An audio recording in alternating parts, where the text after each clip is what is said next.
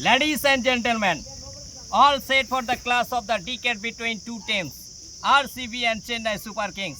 Chennai Super Kings on the toss and decided to bat fast. They have lost an early wicket. MS Dhoni is out for Golden Duck and they have managed 180 runs within 20 overs.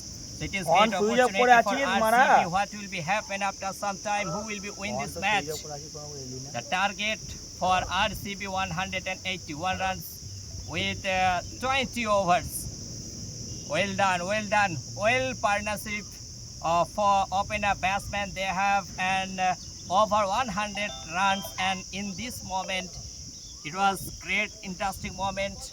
And I think that RCB feels some pressure because 2 runs get and just 1 ball remain, and this is the last ball of this delivery of this over. What will be happen? Everyone excited to see this match. Everyone are so much curious who will be win this match, and the last team who will win this match will get the benefit to stay on the table point. Thank you so much. Thank you so much.